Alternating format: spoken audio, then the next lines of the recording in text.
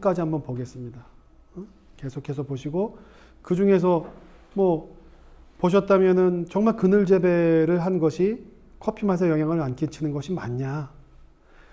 선명하진 않지만 아닌 쪽으로 지금 얘기를 하고 있고, 그것이 한간에서 커피를 가르치는 현장에서는 사실 저도 처음엔 당혹스러웠던 부분이었어요. 근데 이제 사이언틱하게 접근하는 방식은 햇빛에서 자란 것과 그늘에서 자란 것을 똑같이 비교했을 때 새로운 성분들이 그늘에서 재배할 때 나타나느냐? 그건 아니다. 근데 그늘에서 재배할 경우에 성분이 풍성하다면 향미적으로 더 긍정적인 것이 아니냐?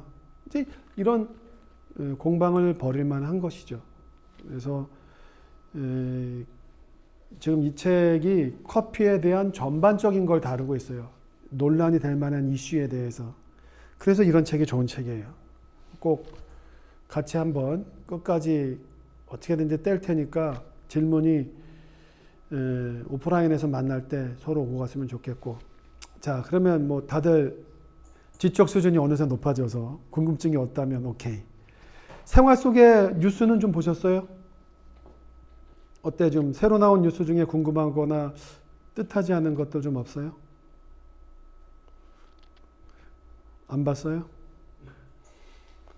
2달간 이틀, 2주간 쉬었다 봤더니 당혹스러워서 오늘 이따 여러분이 오시면 그걸 한번 다뤄보겠습니다.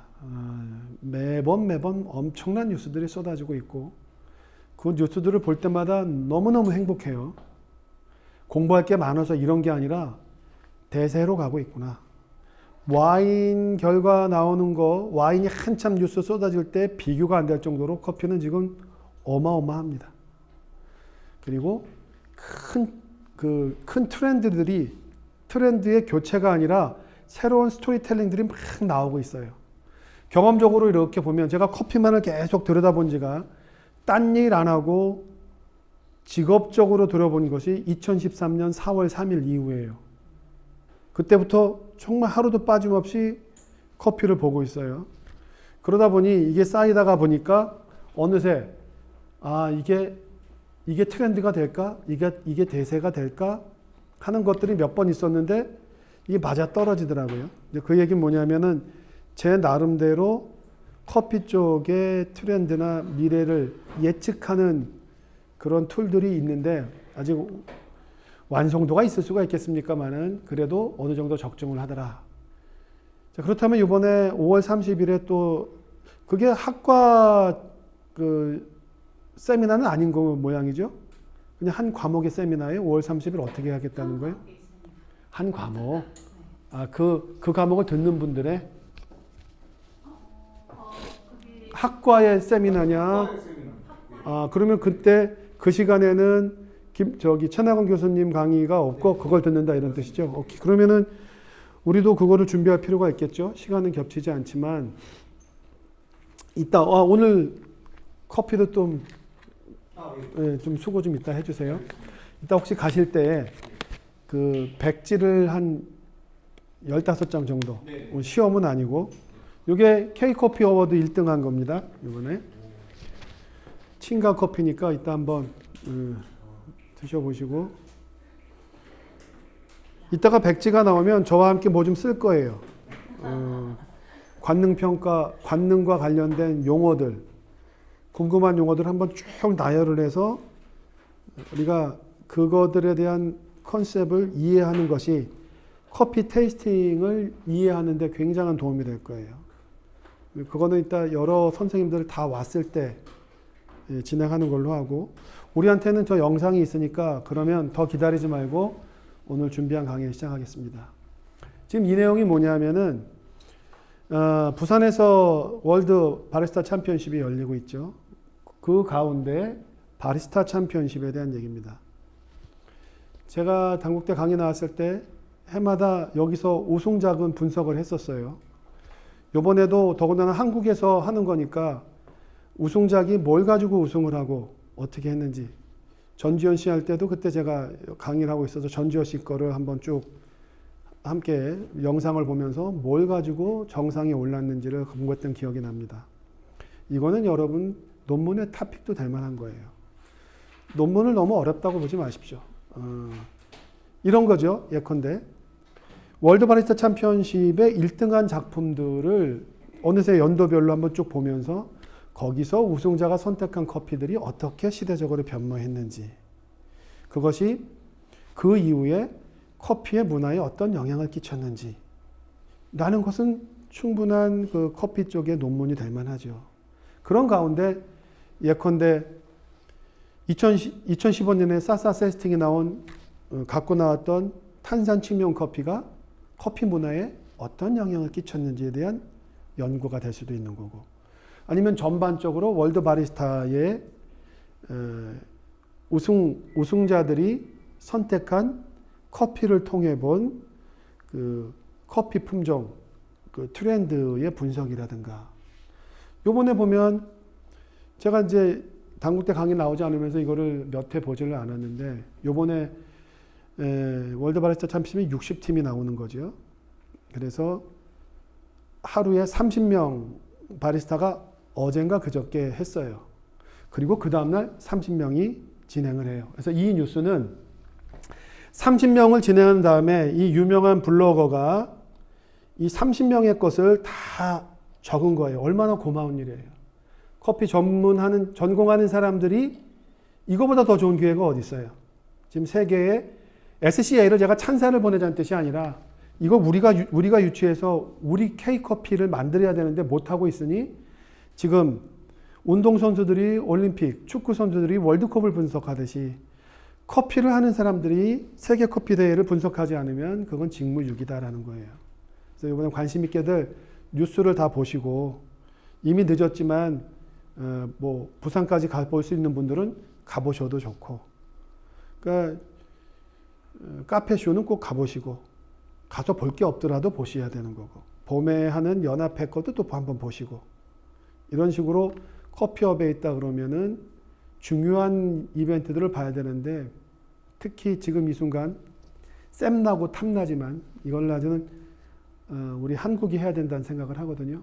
부산에서 남해 잔치를 해주고 있단 말이에요. 근데 한편으로는 월드컵과 올림픽을 유치한 나라도 유치의 의미가 있지 않느냐라고 얘기하지만, 굉장히 사실은 화가 나요. 어찌됐든 이걸 분석해 봐야 된다라는 거예요. 함께 몇 가지만 한번 볼게요. 자, 2023. 그래서 제가 이거를 어젯밤에, 저도 늦게 알았어요. 이 블로거가 이거를 올린 사실을 늦게 알아서, 저는 이제 작업을 주로 밤에 하는데, 저희 그 공지사항에 올렸습니다. 올렸고, 거기 링크를 걸어 놨으니까 한번 보시고. 자, 2024년 월드 바리스타 챔피언십의 라운드 1 데이 1. 그 첫날이에요. 그러면 첫날에는 전체 60팀 중에 절반인 30팀이 나와서 바리스타 경연을 벌여요. 그 다음에 라운드 2. 두 번째 날에 또 나머지 30팀이 경합을 벌여요. 그리고 나서 거기에서 예선을 8명씩 해가지고 16팀을 선택을 할 거예요. 여기 있네요. 탑 18 스코어링 바리스타. 그래서 전체 60팀이 나와서 첫날, 둘째 날 30팀 해서 그 다음에 18등까지가 세미파이널에 진출을 하게 되고, 그 다음에 이제 나중에 6개 팀이, 여기가 6개 팀이 볼까요? 6. 탑 6가 파이널 결승전을 해서 1등부터 6등까지가 이제 아마 수상을 받게 될 겁니다. 자, 이제 요거는 이제 거기에 그 일정을 얘기해 준 거고, 이제 요 밑에 보면은 라마르 조코가 지금 대회를 후원하고 있죠. 저거는 미리 대회가 열리기 전에 정해집니다. 이제 올해 대회가 끝나고 나면 바로 이제 내년 대회가 벌써 예고되고 있는데, 내년 대회에는 바리스타 그 대회의 머신을 어떤 것으로 할지라는 것이 다 결정이 되거든요. 근데 지금 요번에는 확인은 안 했지만, 여기 라마르 조코가 이걸 후원하고 있다는 얘기는 지금 저기에 바리스타 머신을 라마르 조코 거로 쓰고 있다라는 의미가 되겠죠. 그래서 첫 번째, 다카유키 히시타니라고 하는 일본 사람이 아마 이번 대회에 첫 선수로 등장했던 모양이에요. 그래서 여기에 지금 30개가 나오니까 그 사람들이 커피 유스트 컴피티션 대회에 나올 때 어떤 커피를 준비했는지 봤더니 워시드 프로세스 게이샤. 그죠? 근데 여기에 I가 빠져 있는 표기를 하고 있어요, 지금. 게샤로 하고 있죠. 파나마 게샤라는 뜻입니다. 그리고 카투라. 이거는 핑카, 콜롬비아. 그러니 이 선수는, 예, 일본 선수는 지금 바리스타를 갖다 시연하는 데 있어서 파나마 게샤, 그리고 콜롬비아 핑카 밀란 유명한 곳이죠. 여기에 카투라 품종을 갖고 왔죠. 네, 스토리텔링은 추정컨대 파나마의 지금 대표된 스페셜티 게샤, 콜롬비아의 대표적인 스페셜티 카투라. 이건 굉장히 용기 있는 선택이에요. 왜냐하면 카투라 자체는 많은 생산량을 늘리기 위한 외소종, 작은 나무에 그렇게 같이 맛을 위해서 나왔던 커피는 아닌데, 워낙 카투라는 브라질에서 키웠죠. 브라질에서 버번 쪽에서 나오는 돌연변이종으로 나왔는데 얘가 나무가 작으니까 어때요? 바람의 가지가 많이 흔들리지 않고, 그러니 땅에 떨어지는 체리가 많지 않으니까 수확률이 높아진다. 그래서 그 선택을 했던 건데, 브라질 같은 경우에는 지대가 낮아서 낮은 데서 키워봤더니 맛이 없었던 거예요. 근데 이 카투라를 병충해가 강하고 나무가 작다 보니까 단위 면적당 나무를 많이 심을 수 있고, 단위 면적당 나무를 많이 심을 수 있다는 얘기는 수확률이 높다는 얘기죠. 콜롬비아에 가져가서 키워봤는데 이게 웬일입니까? 고지대에서 자라다 보니 아주 산미가 선명하고 좋았던 거죠. 그래서 그 다음부터는 이제 콜롬비아에서 면모를 발현시킨 품종으로 유명한 품종이 된 거죠. 자, 그래서 에스프레소 코스, 여기에서는 이제 바리스타 챔피언이 되려면 에스프레소를 심사위원 4명한테 한 잔씩, 그러니까 2번 추출해서 줘야 되고, 그 다음에 밀크 코스는 카페, 라떼죠. 카푸치노를 또 4잔 만들어가지고 또 줘야 되고, 마지막에 시그니처 드링크는 이제 자기의 응용을 해야 돼요. 대부분 우리가 얘기할 때 여기서 어떤 커피를 골랐느냐에서 승부가 다 끝난다고 보는 거예요. 나중에 결선까지 올라가면. 저기에 사사세스틱은 그렇게 얘기했던 거죠. 프레젠테이션 할 때 이 사람은 이제 어떻게 했는지 모르겠어요. 나중에 우리가 1, 2, 3등 거는 다 분석을 해보자고요. 만약 수업 시간에 다루지 못한다고 하면 여러 선생님께서 1등 한 거는 최소한 다 봐야 돼요. 그럴 때 프레젠테이션 하는 걸 보면 파나마의 게이샤가 유명하니까 썼다가 아니에요. 거의 챔피언들은 내가 이번에 이 대회를 만들기 위해서 3년 전부터 파나마에, 혹은 여기 지금 핑카 밀란이라고 또 나와 있고 게샤가 나온 거는 농장이 없으니까 이 사람은 아마도 우승이 된다 그러면 콜롬비아의 핑카 밀란에 들어가 가지고 자기가 커피의 나무가 카투라가 성장되는 과정을 봤고, 그 다음에 프로세싱 하는 방식에 대한 얘기를 할 것이고, 그리고 그 커피와 어울리는 걸 찾다가 뭐 파나마 게샤를 갖다 찾게 돼서 나는 얘를 보면 밑에 나오죠. 에스프레소 코스에서 보면은 에스프레소를 추출할 때 게샤를 16g 넣고 카투라는 2g을 집어넣었다. 그리고 이것을 스파우트에서 잔으로 만들었다. 이런 얘기거든요. 그죠? 이게 지금 어떻게 한 거예요, 이거를? 블렌딩을. 글라인더를 자기가 조작을 했겠죠? 그죠? 섞여 있는 콩을 쓴 것이 아니라 한 바스켓에 들어가는 거를 16대 2로 했다는 얘기예요. 그거는 바스켓에 그람수를 담을 때 섞었다는 얘기죠. 섞인 콩이 아니라. 스토리텔링이 달라진 거죠. 그전에는 어땠어요? 게샤와 카투라가 몇 대 몇으로 블렌딩 커피를 썼다라고 하지만 지금 이 사람은 이렇게 얘기하고 있지 않아요. 아직은 추정이에요. 그러나 저런 표기를 했다라고 하는 건 우리가 그렇게 봐야 되는 거죠. 그래서 medium acidity, 자기가 이런 방식으로 2개를 해봤더니 이제 우리가 이 용어를 공부하니까 알죠. 산미의 정도가 중간 정도이고, 그 다음에 비터니스는 낮고, 당연히 이제 쓴맛을 줄였다고 얘기를 하겠죠. 그리고 에스프레소, 이렇게 될 경우에 에스프레소가 갖고 있는 그 노트라고 하는 것은 바로 어트리뷰트라고 보면 돼요. 노트가 파인애플의 느낌이 나오고, 플람, 그죠? 이거는 푸른이 아니죠. 말린 자두가 아니라 말리지 않은 자두. 그다음에 오렌지 블러썸, 얘는 꽃향이죠. 그러면 오렌지 블러썸이 맞느냐, 자스민이 맞냐? 여기 흰 꽃이니까 깨끗한 느낌을 어필했다는 거고, 거기에다 로즈힙 그러면은 장미, 그 장미의 느낌이니까 좀 강도가 강한 거를 연상할 수가 있겠죠. 이거는 뭐 맞냐 틀리냐가 아니라 프레젠테이션인 거예요. 밀크 코스를 봤더니만 밀크에 들어가서는 카페 라떼를 맡을 때는 스위칭을 했어요. 그래서 카츄라가 게이샤가 위에서는 에스프레소에서는 16g이었는데 스위칭을 해서 밀크를 베이스로 할 때는 카츄라를 더 많이 집어넣고 게이샤는 2g 집어넣었다. 그리고 나서 거기에 쓰이는 우유를 라이스 밀크를 쓰고 락토 프리 카오스 밀크라고 썼죠. 라이스 밀크는 뭐예요? 쌀가루를 우유와 섞어서 끓이는 거잖아요. 그래서 아마도 끈적임을 더 줬을 것이고, 그리고 라이스 밀크를 쓴다고 하는 것은 이제 규정집을 봐야겠죠. 거기에 들어가는 우유를 정말 카오에서만 써야 되는지 아니면 밀크 베리에이션도 허용되는지 이제 이런 부분은 라이스 밀크를 이제 당연히 여기서 나와서 쓴 걸 보면은 그 규정에 그냥 우유만 쓰지 않고 마음껏 쓸 수 있는 모양이에요. 그래서 이제 이렇게 된 거고, 오트밀크도 많이 쓰죠. 오트밀크는 이제 귀리 우유를 쓰기도 하고. 아무튼 그렇게 해서 라이스 밀크와 락토 프리의 밀크를 1대2의 비율로 섞은 다음에 그 다음에 에스프레소와 함께 만들었다. 라떼를 만들었다. 그래서 그 결과 뭐를 위한 그 맛을 겨냥했냐 하면 옐로우 피치, 그러니까 노란 복숭아, 그 다음에 망고, 캐러멜. 그러니까 우유 쪽으로 와서는 위쪽에 나왔던 이런 산미가 있는 거에서 우유와 섞이면서 약간 더 스토니 프루트, 질감이 강조된 또 혹은 열대 과일에 이제 끈적이는 맛을 줬다라고 하는 것이 지금 스토리텔링의 패턴이 맞는 거죠. 자, 그 다음에 이제 시그니처 드렁크는 워낙 많을 텐데 오늘 이 뒤로 굉장히 많이 있으니까 한번 보고, 오늘은 어떤 커피들을 갖고 나왔는지가 일단 궁금하죠. 이제 여기는 일일이 한번 다 보시는데 우리 이제 연습이 되어 있죠. 아주 간단해요.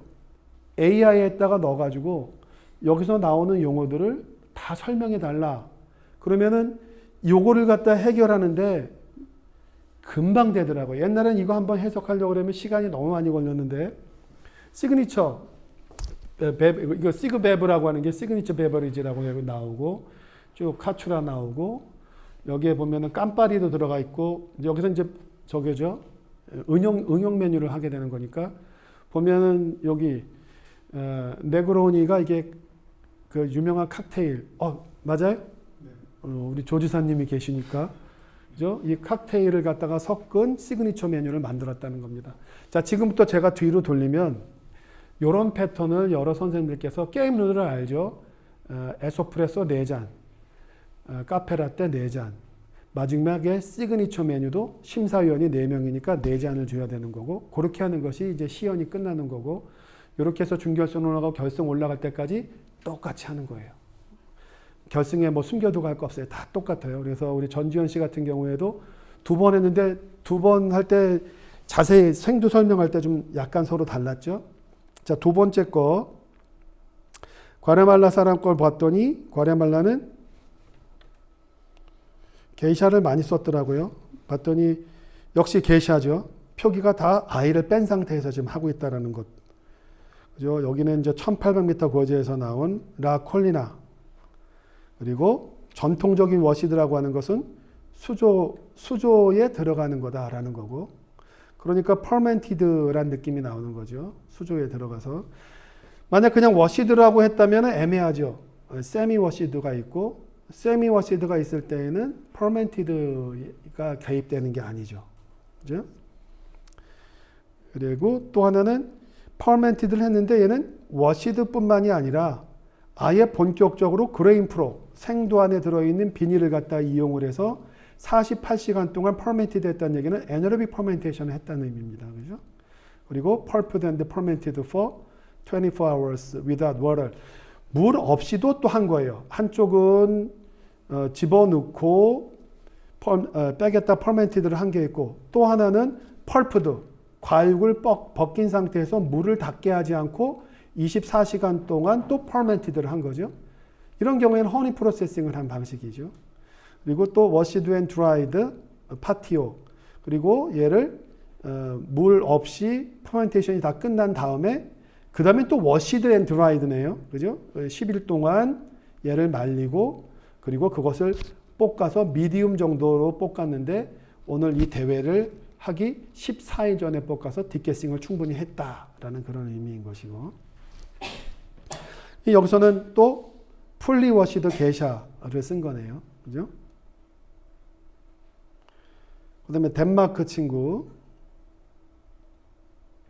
여기도 에너로빅 퍼멘테이션. 또 게샤를 썼습니다. 여기 하시엔다 라 에스메랄다는 파나마 파나마 그 게샤를 세계적인 스타로 만든 그 농장이죠. 여기가 이제 바로 미국의 재무장관을 했던 그 뱅크 오브 아메리카 쪽에 그 집안이 에스메랄다 농장을 만들었던 바로 거기고, 이른바 게샤의 오리진에서 갖고 왔다라는 얘기를 할 만할 것 같아요.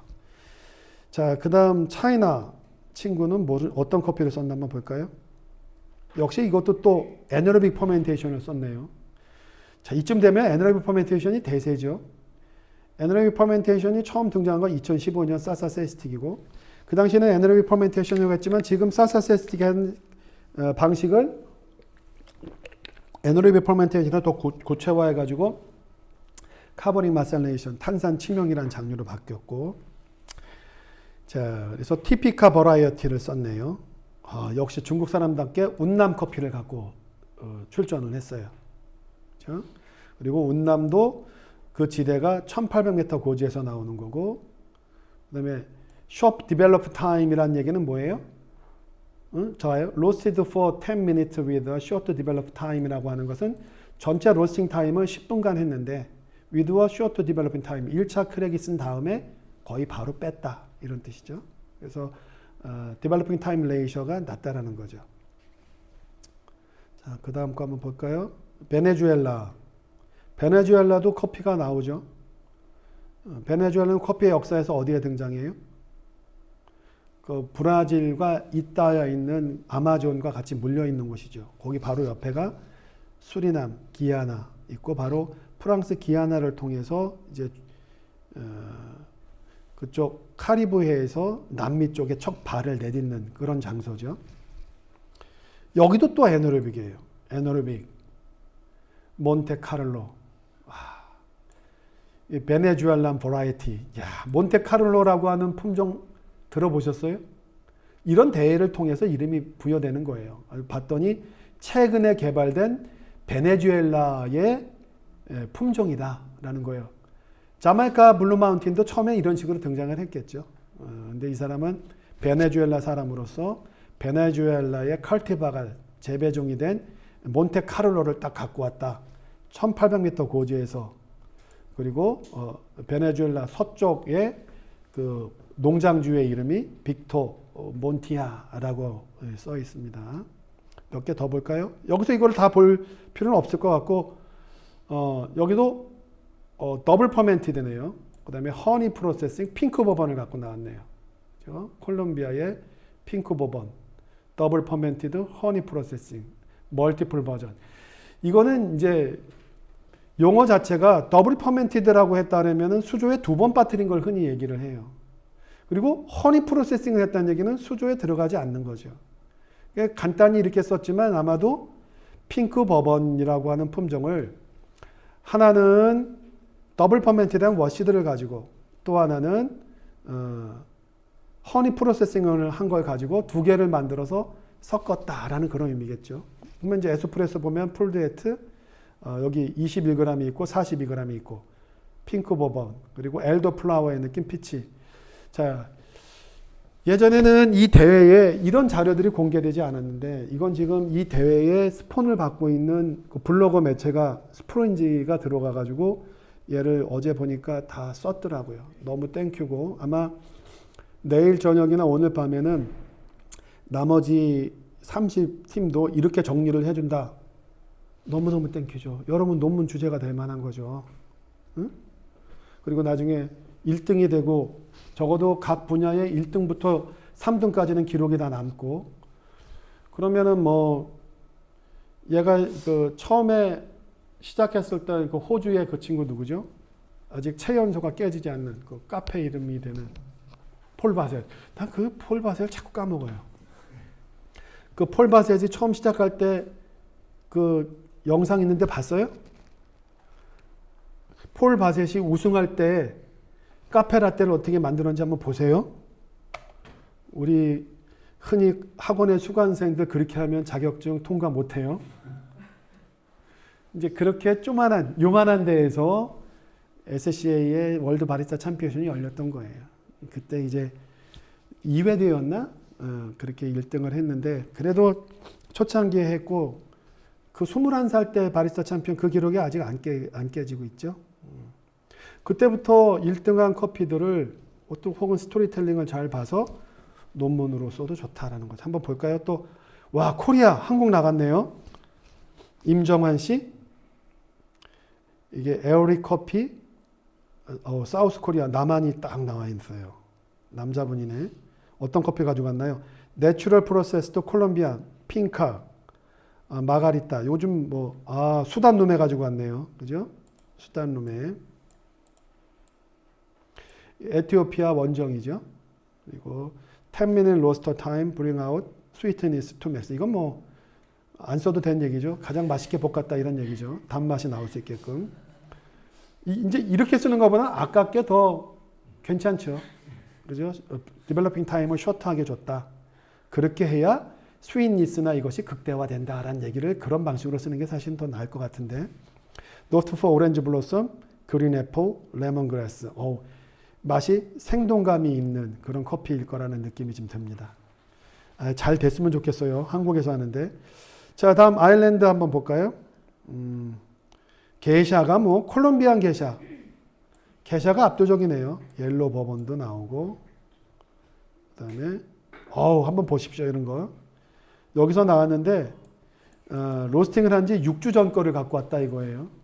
이제 1등을 한다면 6주를 한 노림수에 대해서 히트를 치겠지만, 6주 된 걸 갖고 와서 1등 하지 못한다면 그냥 사라지는 거예요.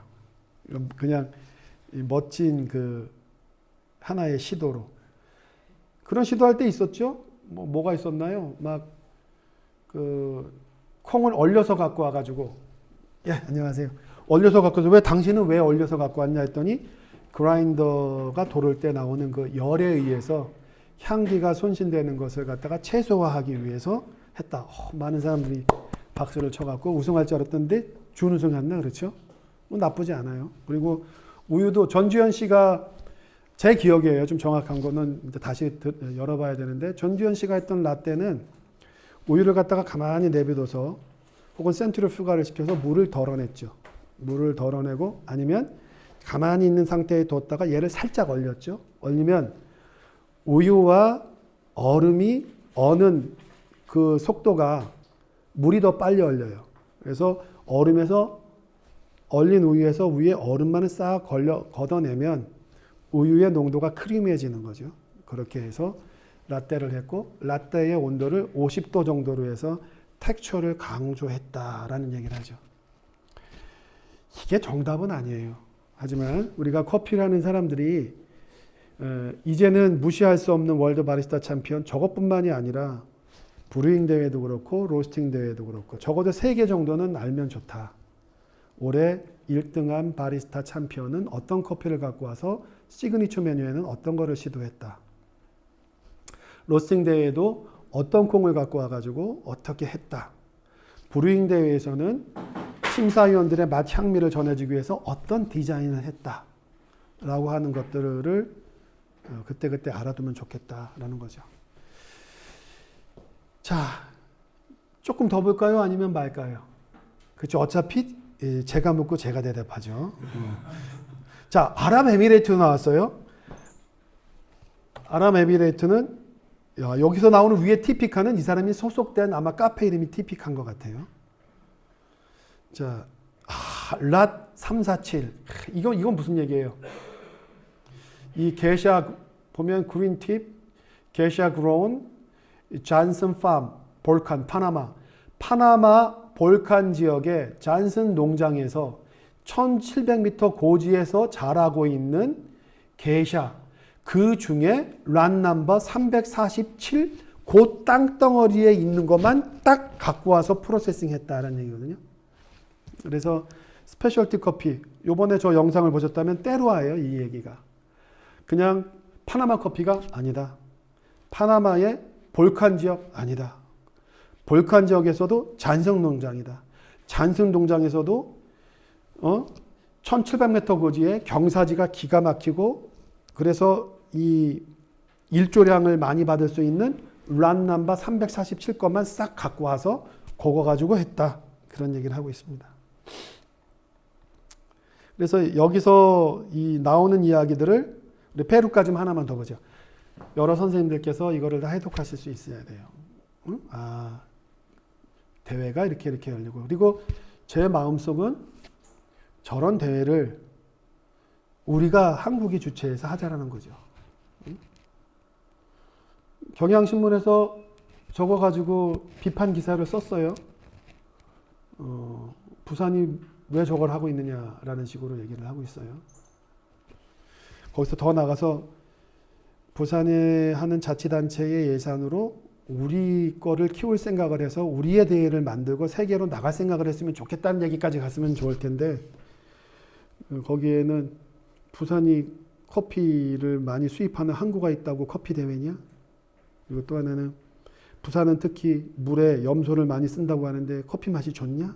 약간 좀 시니컬하게 써가지고 아쉬운데, 이제 우리가 그런 내용들도 알고 있으면 좋겠습니다. 페루 사람은 뭘 갖고 왔는지. 아마 페루 분은 페루 커피를 쓰지 않았을까 싶은데, 왜냐면 페루도 산지이기 때문에. 보겠습니다. 뭐 커피에 대한 설명이 굉장히 장황하죠. 에소프레소 코스에서는 콜라보레이션을 했네요. 헥터 마린, 이게 어디죠? 쿠스코 지방, 페루의 쿠스코 지방의 1500m 고지에 있는, 거기서 생산된 것, 그리고 게샤 버라이어티, 에너비 퍼멘테이션을 했네요. 그죠? 이거를 쓴 거고, 밀크 코스에서는 또 콜라보레이션 와인 그로워와 함께, 프랑스의 와인 그로워와 함께 콜라보레이션한, 그걸 가지고 생산자는 찬찬마요에서 나온, 그러니까 에스프레소 코스에서 쓴 에스프레소의 커피와 카페라떼에서 쓴 커피가 다 다른데, 그 각각의 커피를 콜라보레이션 했다, 이런 뜻입니다. 와인 생산자와 콜라보레이션 해서 만든 커피를 이 밀크 코스 라떼를 만드는 데 썼고, 위에는 이제 다른 데 한 걸 썼다는 얘기고. 이런 용어들 나오잖아요. 이런 용어는 저도 공부를 해야 되는 거예요. 처음 보는 용어예요. 내추럴 ASD 플러스 스킨 컨택트 프로세스. 이건 뭐냐면, 스킨 컨택트라고 하는 건 아마도 추정컨대 이게 내추럴 커피, 이 스킨 컨택트라고 하는 건 어디서 많이 나오는 용어냐면은, 이거 지금 이런 것들 나왔을 때 우리는 이제 알아야겠죠. 이런 대회를 통해서 새로운 용어가 등장을 하는데, 저 사람이 우승하지 못하면 사라지는 용어가 될 것이고, 만약 저 사람이 우승을 한다 그러면 많은 매체들이 AS 플러스의 스킨 컨택트가 뭐냐라는 거 가지고 이제 막 탐구를 할 겁니다. 스킨 컨택트는 탄산 치명에서 많이 나오는 얘기죠. 색깔을 부여하기 위해서 포도를 양조할 때 이산화탄소를 압착을 시켜가지고 껍질에서부터 탄닌 성분을 많이 끄집어내는 방식인데, 아마도 스킨 컨택트라는 용어는 탄산 침형 방식에 대한 다른 표현을 한 것이다라고 추정이 되는데, 이 사람이 나중에 페루 사람이 우승한다 그러면 우리 한번 다뤄보죠. 자, 이제 밑으로 흘러가 봅니다. 이렇게 많아요. 쭉 60개 팀에 첫날 했던 30명을 다 한 것 같습니다.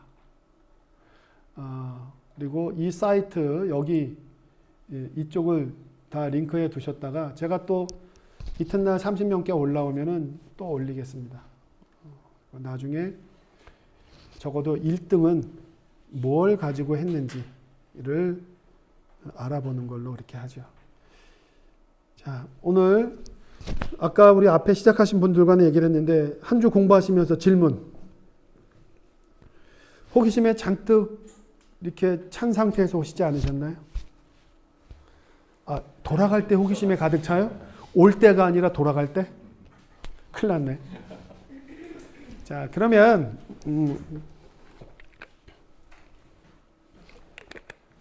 이상하게 이 방이 건조하지 않아요? 아, 다음 학기에는 이 방을 안 썼으면 좋겠다는 생각 들지 않아요?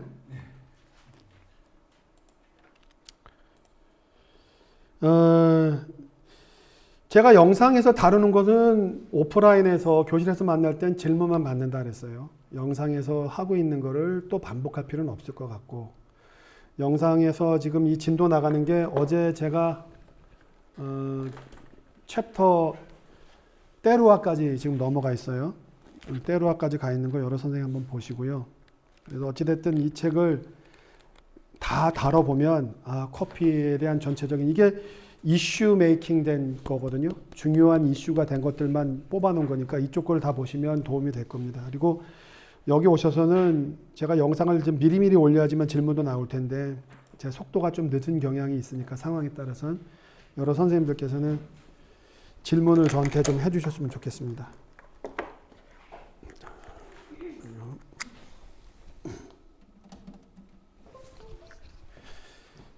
그리고 지금 몇 시입니까?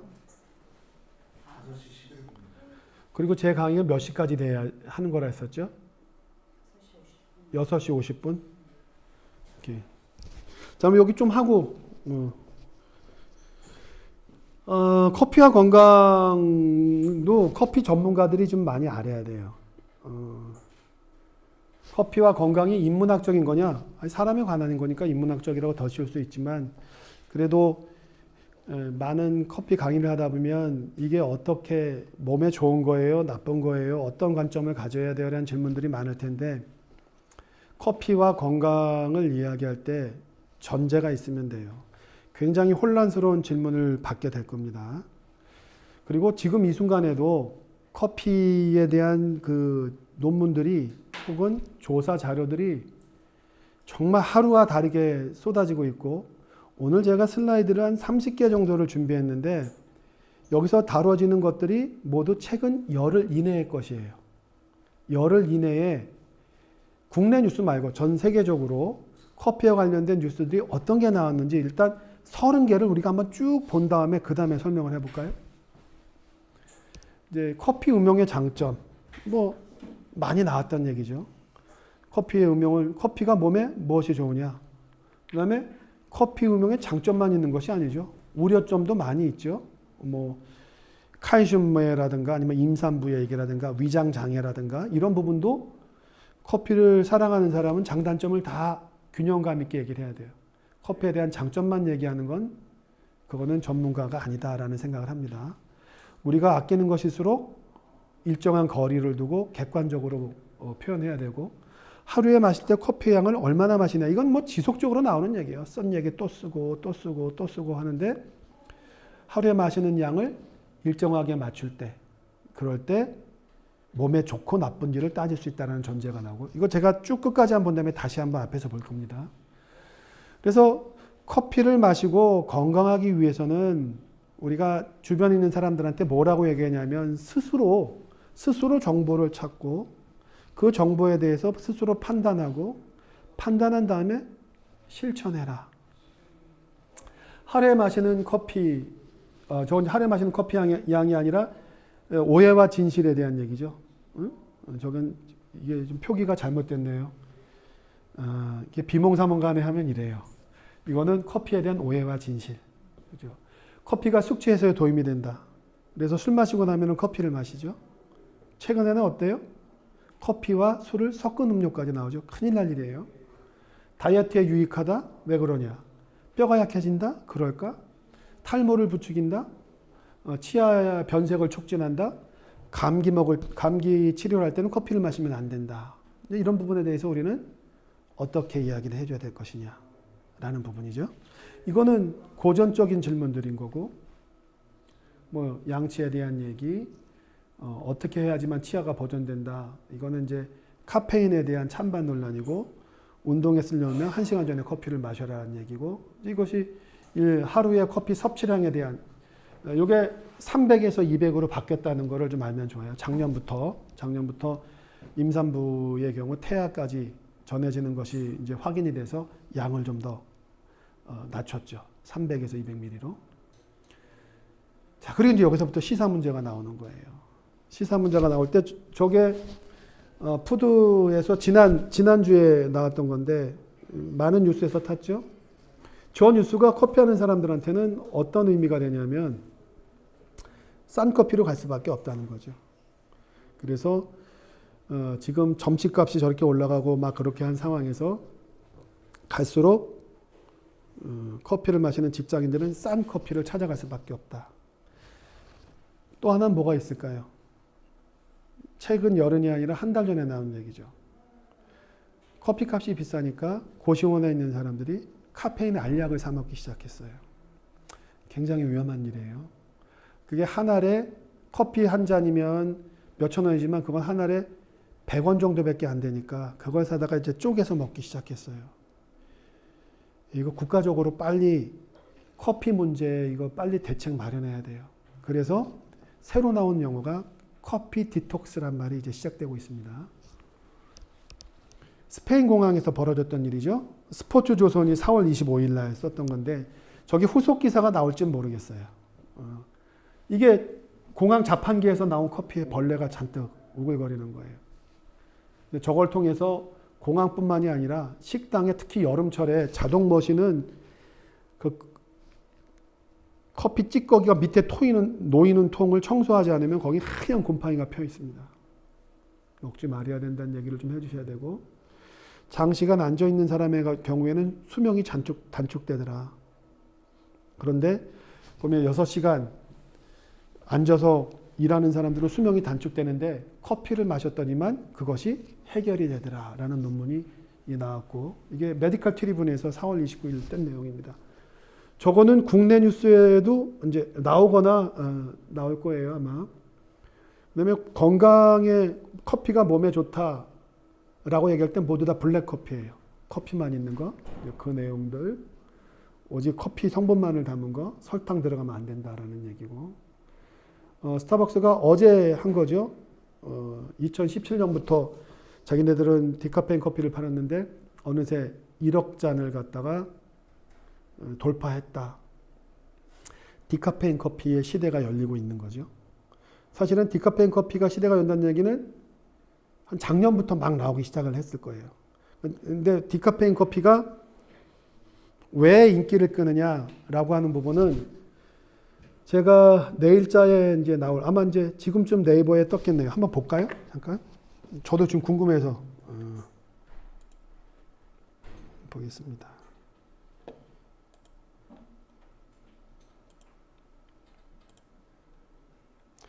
제가 제목을 뭐라고 보셨냐면 노인 낙상.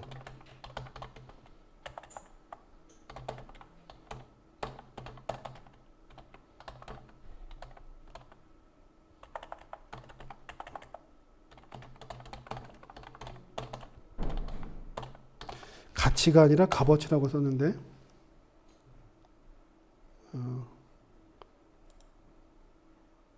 아직 안 떴네요.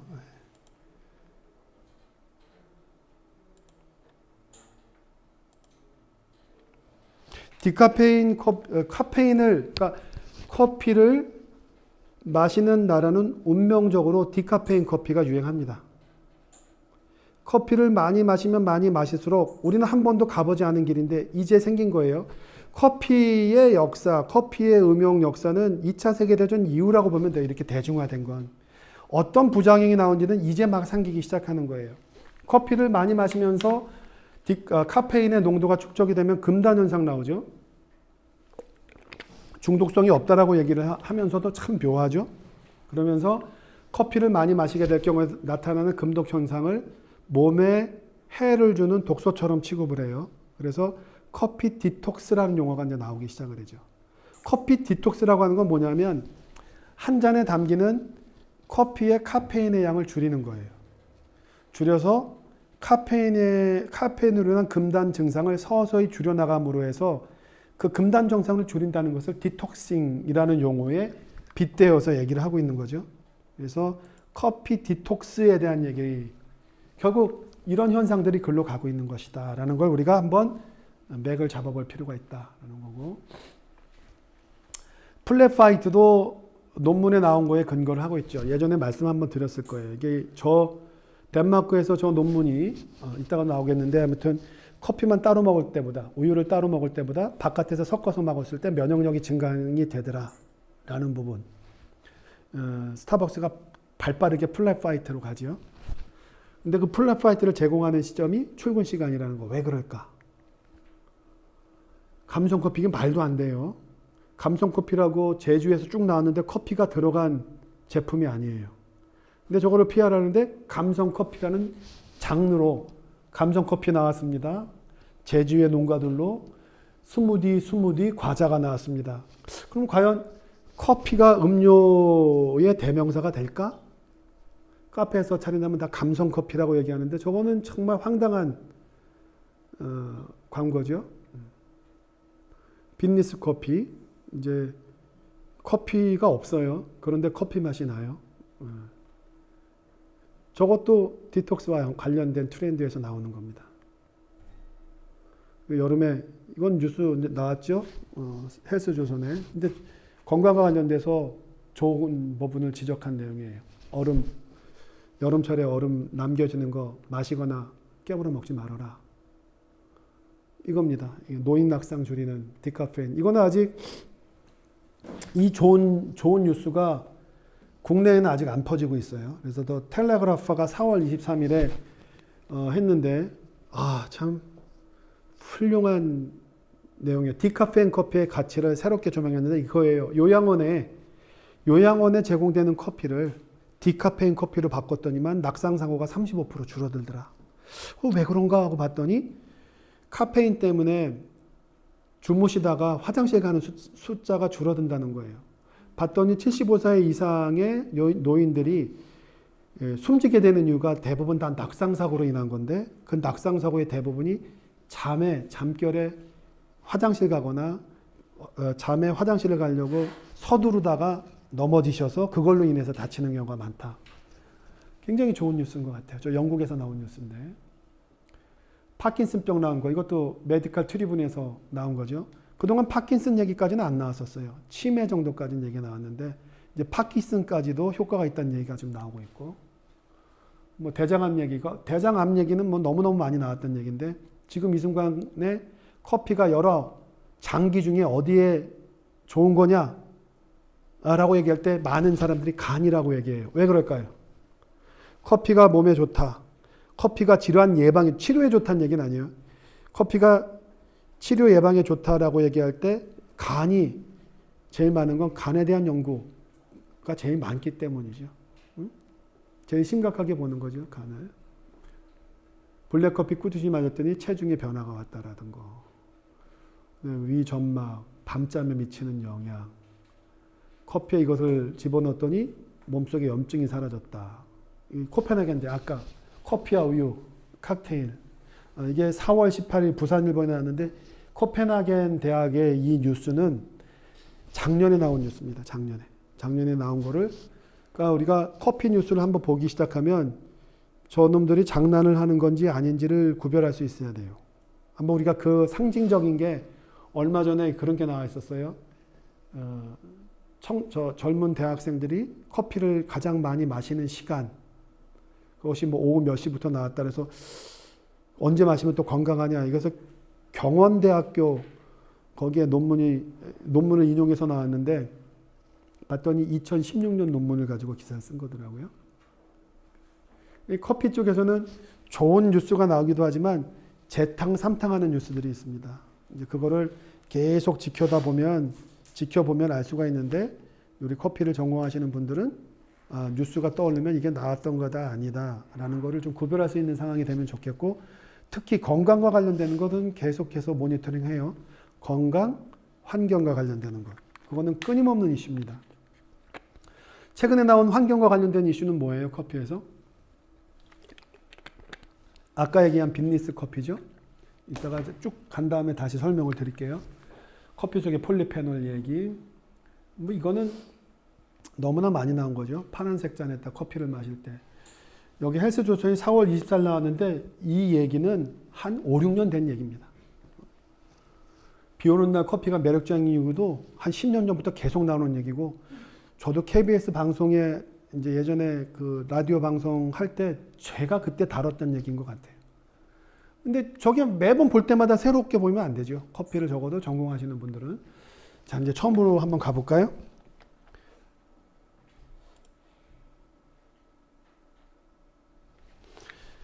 자, 커피 음용이 건강과 관련돼서 어떠냐라고 얘기를 할 때 우리 여러 선생님들께서는 전제를 먼저 맞춰줘야 돼요.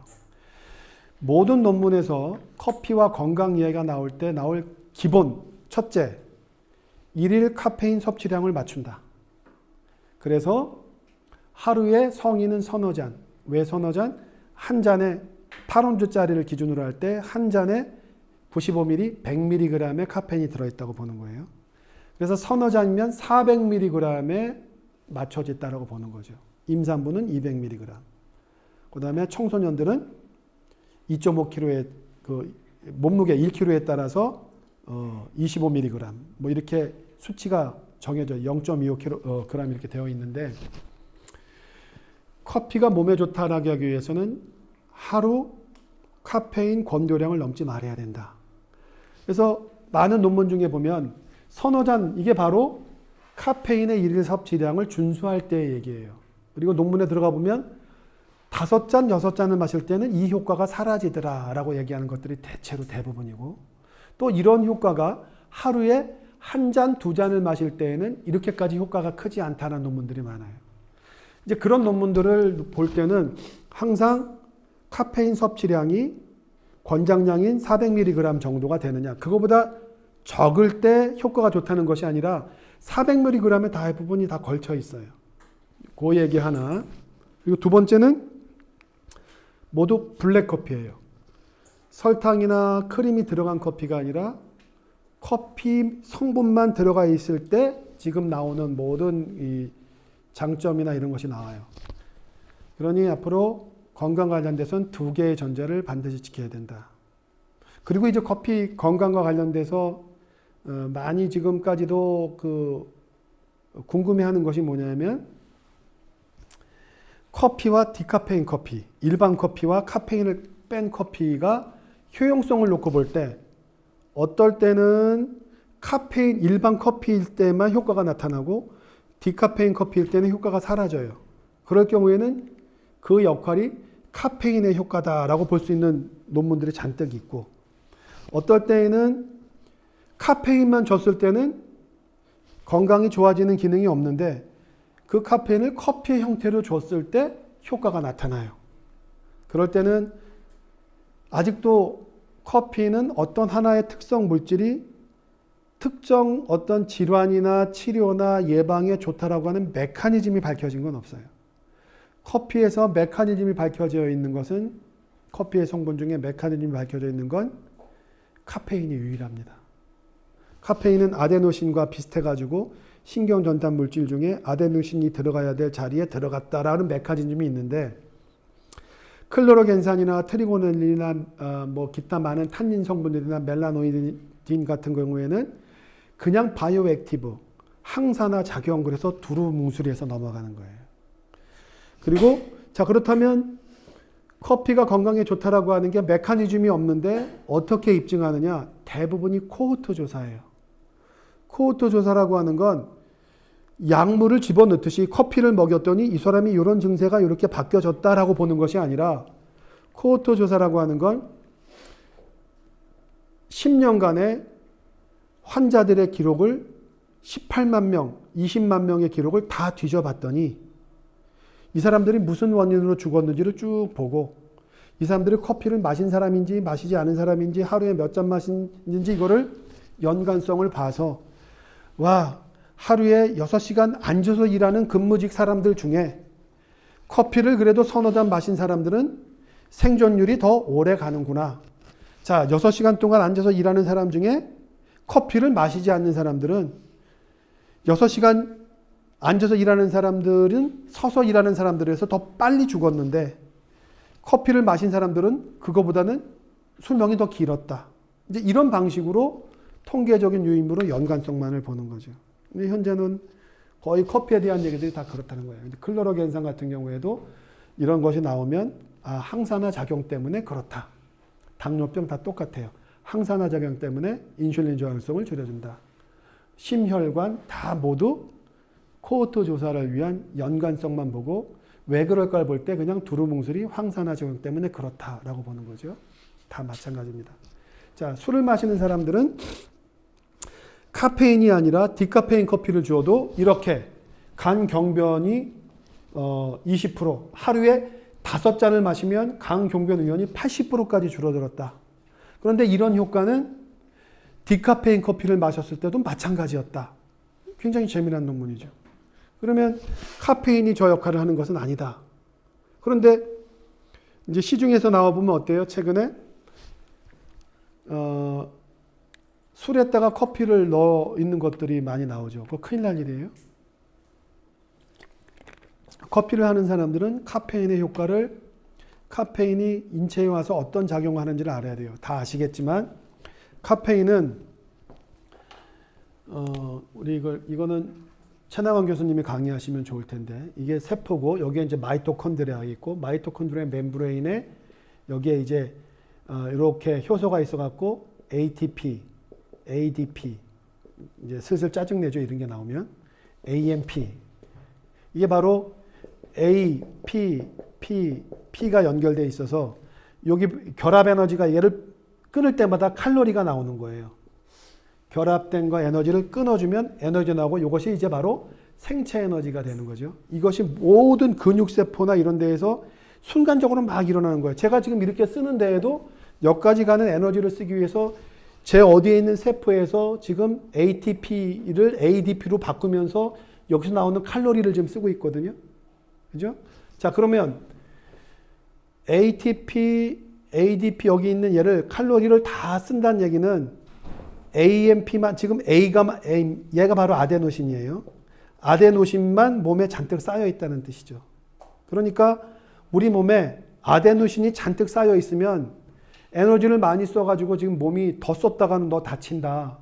그래서 이 AMP가 어떻게 진화됐냐면 얘가 혈관을 타고 들어가서 뇌로 가요. 뇌로 가서 신경 전달 물질의 역할을 하게 되는데 얘가 거기서 농도가 많아지면 이 뇌의 중추신경에 리셉터가 있어서 거기에 딱 붙죠.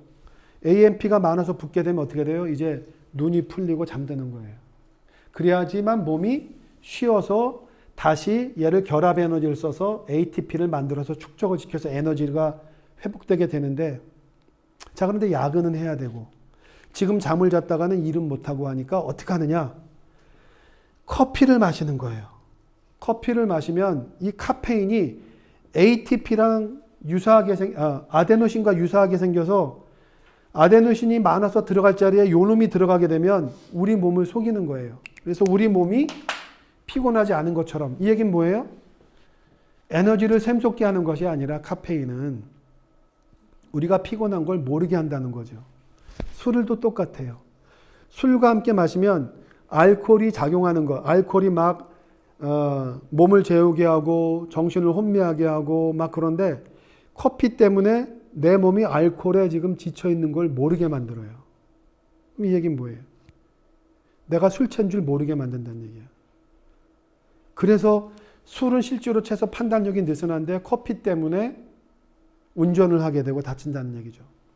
이제 그런 경우가 뭐가 있어요? 저도 그랬어요. 예전에 이제 직장 생활할 때 습관이 술 마시면 자판기에 가서 믹스 커피를 마셨단 말이에요. 그러면 왠지 술이 깨는 것 같고. 그래서 야, 우리 해장 커피 하러 가자. 무슨 얘기예요? 해장이 되는 것이 아니라 내가 술 취한지를 모르게 나를 속이는 것이다 라는 거예요. 그런 의미 얘기고. 자, 이제 커피를 마시는 단점에 대해서도 알아야 돼요. 커피에 대해서 항상 칭찬만 하면 안 되고 혈압을 높인다. 심장박동. 그 다음에 부정맥 이런 거에 대한 자료들은 많아요. 그래서 그럴 때 또 어떻게 얘기해요? 얘도 똑같이 하루에 카페인 섭취 권장량을 넘으면이라는 전제가 있어요. 넘지 않으면 이런 게 없다는 뜻이에요.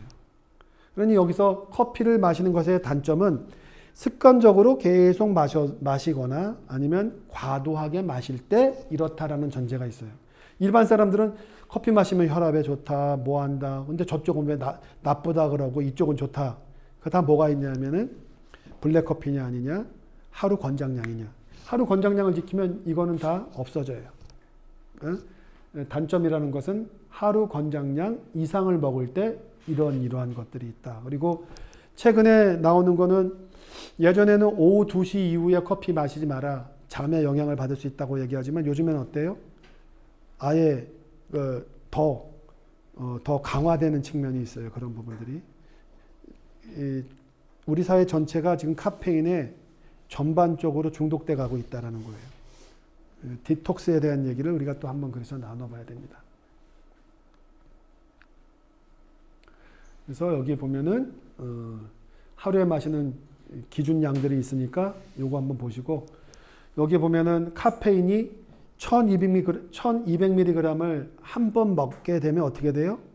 발작이 일어난다는 거예요. 카페인 부작용이 일어나고, 그리고 특히 우울증이나 이런 사람들이 카페인의 함량을 너무 높이면 이 굉장히 뭐라 그러죠? 그걸 험악해지는 걸, 분노장애라든가 이 공격적인 성향을 보일 수 있다는 거예요. 그리고 전에 말씀드렸겠지만 한 심리학 자료에서는 블랙커피 많이 마시면 사회에 공격적인 성향을 갖는 사람의 가능성이 많다. 잠재력이 있다. 이런 얘기까지 있어요. 검증은 안 되지만 근데 심리학 쪽에서는 계속 블랙커피가 사람을 공격적으로 바뀐다는 얘기가 나오는데, 그것이 과연 논리적이고 맞느냐를 떠나서 커피하는 사람들은 그런 연구 결과들도 있구나라는 걸 알아두면 좋겠습니다. 이게 덥죠? 우리 좀 쉬었다 할까요? 예, 한 10분간 쉬었다가 하고 그 사이에 커피 좀 부탁드리고